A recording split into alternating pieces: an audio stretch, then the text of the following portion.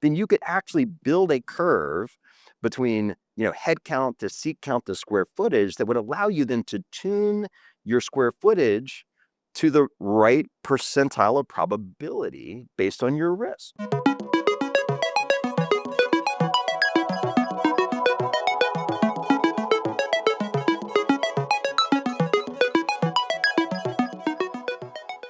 Let me pause for a second. It's really interesting. It probably just in the last 4 or 5 years, I've been studying philosophy a lot more. The reason why, there's 2 sides. When we built this company, one of the things that we made as a decision was to cap the amount of interest that, any customer would ever pay. And it is a very controversial subject because from a regulatory standpoint, you should continue to charge interest on the loan of principal that's outstanding. When we worked with the lenders, we said we don't want to do that. We want to cap it. And the reason why is honestly it was a morality conversation, which sounds very bizarre in a, you know, profit-centric, capitalistic type business model. Yes, we want to generate profit here, but I do think when it comes to AI, when it comes to new technology, that the value system that all of us have needs to be integrated in the approach of using those technologies. And I've noticed more and more that I think there's the ethics conversation, which I think is slightly different, but I think it's more of a values conversation because I think the policies that are going to come into play that are going to regulate, but hopefully not stifle the innovation of where AI is going to go, needs to have a values conversation. And I think that most of us did anybody study philosophy in school? We had one, two. I like that Kyle raised his hand because Kyle is a senior software developer in the company. And if you marry the concepts of philosophy in the way that you're approaching designing of systems, you actually can go to the next level of understanding human nature. And ultimately, we're a B2B to C company, right? We work with the lenders, but ultimately it's the end consumer. One of the things, Martino, who works with the call center operations for a lender, has now sent me a folder weekly where I'm listening to calls. I want to see text messages, emails, and conversations. One is to be able to figure out how to model the behavior of the consumer and understand them. But the other thing is to understand who they are as a person. Because I think in companies like ours, we're a tech company with analytics and data science, is so easy, and we talk about this all the time, to be emotionally disconnected from who is the end consumer from that standpoint. And so we can sit here, there's what, 120,000 plus people applying for a loan a day across the lenders that we work with. Every decision that we make from a values judgment standpoint actually has a ripple effect in society. And within a matter of years, we're going to have millions and millions of customers that have been originated on the platform. Our interaction with them actually influences behavior. So as we get bigger and bigger, the decisions that we make, if we don't have a philosophy study, if we don't have a values conversation, then we may simply be like, oh, it's just data. And all we're focused on is the profitability of the system as opposed to why and what is the values that we're taking into consideration as we're making those decisions. So I really appreciate you kind of taking that slice from that standpoint. But it's interesting. So you study economics, you're really excited, you understand businesses is the way to go, but you also have this other perspective. Now walk us through kind of like it's still a big gap from there to real estate and the data sciences practice, and then also again weaving a lot of the nonprofit work and impact work that you've done over the decades. It was a weird path, I will say. Like, and nobody's like, oh, of course, biomedical engineering to real estate. No, and even when I decided to go through corporate recruiting, so I was like, okay, I'm not going to apply to medical school. So that was a conversation to have with my professor, my academic advisor. There were three of us graduating with biomedical engineering degrees in that class, and two of them went on to become acclaimed, physicians. And then there was me, and I was like, I think I'm going to go to corporate recruiting instead of applying to medical school. And he was like, what are you doing? I said, "Well, and he was actually very supportive. But I started interviewing with all the usual suspects. And in the mid '90s, there were a lot of folks that were going after physicists and engineers to go into finance. Like there's like this whole renaissance movement of the quants, the attack of the quants. Like that was a big thing. And I sort of fell in that category. But there was this one company. So it was all the usual investment banking suspects that you go, and they were all in New York. And I went down there and I had my interviews, and I'd been in Boston. Again, I'm from Alabama. I'd been in Boston, and it gets dark at like 4 o'clock, and it's like blowing icy rain sideways and all that kind of stuff, which is super fun. I actually do love it. But I went down to New York in March for my interviews, and it was kind of the same. And then there was a company that really posed as an investment bank. It was called Studley, which I thought was a cool name for a company. I was like, that's cool. You don't want a Studley business card coming out of college. But I sat down there, and this was before. I mean, they didn't have a web page. I mean, the World Wide Web. Actually, one of my computer science classes, quick aside, like literally, they're like, we're not gonna have our normal class today. Forget your syllabus. I want you to meet these two friends of mine. They've started this new thing. It was the World Wide Web. Like literally, they're like, hey, there's this thing. We're gonna have browsers, and it was anyway. So these guys, I go for my interview, and he starts telling me about his business. I look at him. I said, that's not investment banking. He goes, I know, but we're looking for somebody like you. It was a real estate business. And this guy had been a Harvard Business School guy, and there's another Harvard College guy in Oxford. I mean, it was a very unusual, kind of very educated group of real estate brokers that just thought totally differently about structuring transactions.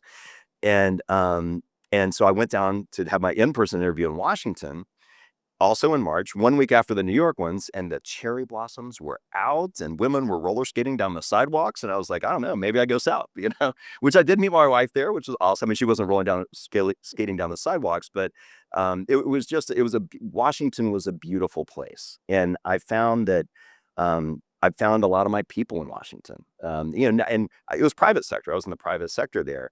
But early on, like one of my first engagements, I got to work with Elizabeth Dole, who was the president of the American Red Cross at the time. Her husband was running for president, which was very cool. And this was a 750,000 square foot build-a-suit in downtown Washington. And it was this really complex project that required historic preservation and all these kind of things. I had to work with Marion Barry, who was like the very acclaimed mayor and kind of very controversial mayor of Washington at the time. And I learned so much. We did AARP's headquarters. We helped them do a tax-exempt bond structured finance deal. And I got hired by the CFO of Marriott to restructure their headquarters up there. So we were just doing all these big, cool deals. But it was neat because some of these clients became mentors. And that's why, wherever you are in your journey, always find mentors because they're everywhere. People that want to invest in you. It's just incredible. And I was so blessed by that. Remember one of those guys, a guy named Jim Megre. He was the CFO of the Association of Retired People's, ARP. And he took me under his wing and he said, you seem pretty good at this. I'm like, well, thanks. And he goes, yeah. He said, but we don't just sit around thinking about our real estate all the time. Like, really? He goes, no. He's like, we got businesses to run. And I feel like if you knew more about that, even if you come back to this, you could serve people better. And so I thought about going back to business school, had an opportunity to work with my father. My father had started a management consulting firm out of Birmingham, but the consultants were all over the country back in the early 80s. And it specialized in insurance companies and banks. And all the consultants were former C-level officers of insurance companies, banks, lots of gray hair, and there were no young people in the firm. And he's like, look, if you come work with us, I'll put you on assignments with these guys and you'll learn everything you need to know. And that's what I did. So for the next 4 years, I literally found myself traveling all over the country. I moved back to Birmingham. I just got married. So I moved back to Birmingham. I could live anywhere. Birmingham's not a great commuting city, just in case you're curious. I flew to Atlanta every week. And in fact, I had a 32-week engagement in Pleasanton, California, where, I don't know, 1 out of every 3 times, the last flight back on Thursday night from Atlanta to Birmingham would get canceled and have to rent a Hertz and drive it, So it was just like, oh. And after 4 years, we started having kids. I wasn't seeing them. And a Studley company called me back and they're like, look, I don't know if you'd ever think about coming back, but we got this thing we want you to do it. And so I ended up coming back to Studley, and then eventually got connected with some guys in New York, and we started a national corporate services group, really thinking about how do we apply advanced analytics differently in the conversation.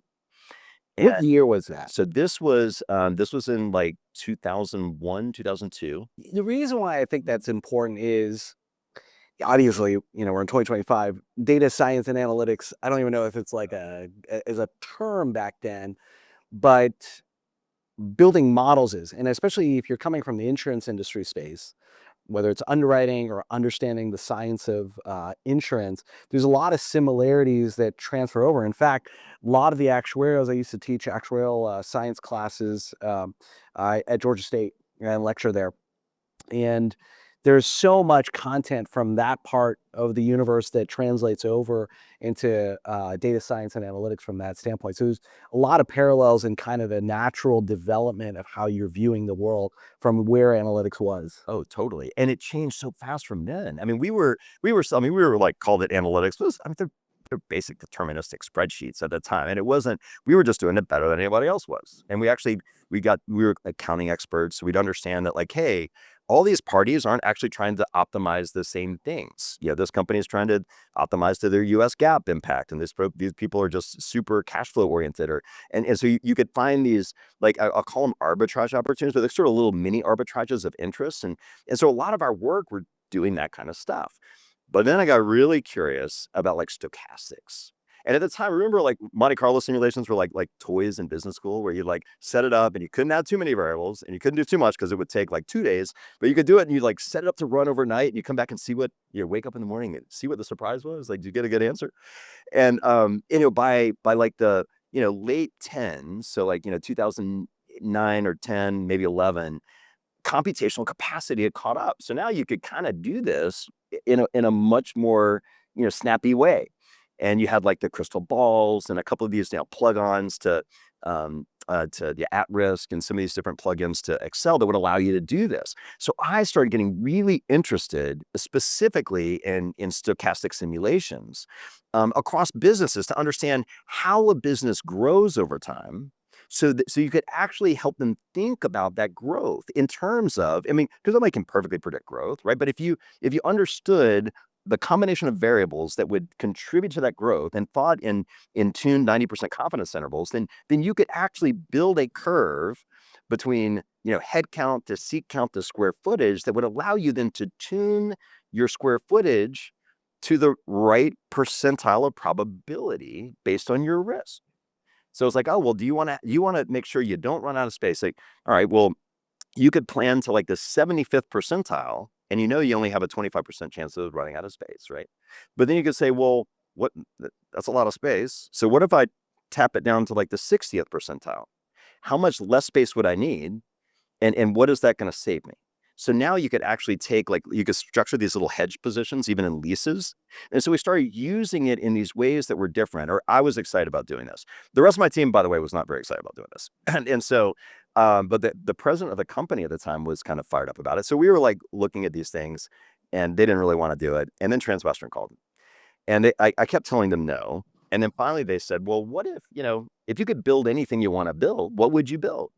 I was like, "Ooh, all right. Well, I would love to build a team that doesn't look like a normal brokerage team, that was built on a platform of advanced analytics and stochastic models and all this kind of stuff. I want to do that." And they're like, "Okay." I was like, "But we'd have to invest in all those models." They're like, "Okay." And I'd have to hire people that don't look like brokers. They're like, "Okay." I was like, "And I'd need, like, geographic independence. I'd want to be able to do deals anywhere." And they're like, "Okay." And I was like, "And I'd want to be able to, like, invest in development and do these other things." They're like, "Okay." And I'm like, "All right, let's go." And so that's what we did. So we started the transaction sciences group back in 2013 in this building, actually, on the 10th floor of this building is where we started, and it's just been a great adventure ever since.